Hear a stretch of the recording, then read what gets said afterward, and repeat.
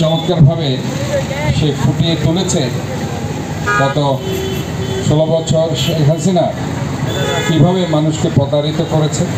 কিভাবে অভিনয় করেছে, কিভাবে একদলীয় শাসন ব্যবস্থা থেকে এক নেত্রীর শাসন বাংলাদেশে প্রতিষ্ঠা করেছে। তো আজকে এখানে বিএনপির যে সংগ্রামের কথা বলা হয়েছে, এটা আমরা দেখেছি সেই শহীদ প্রেসিডেন্ট জিয়াউর রহমান যখন শহীদ হয়েছেন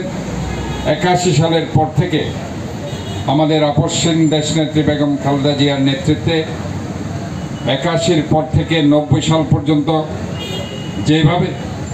বিএনপি রাজপথে আন্দোলন সংগ্রাম করেছে,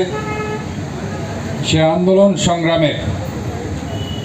ওনার অসামান্য অবদানের জন্য এবং বাংলাদেশ জাতীয়তাবাদী ছাত্রদল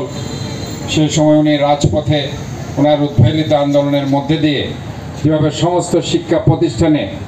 ছাত্রদলের একক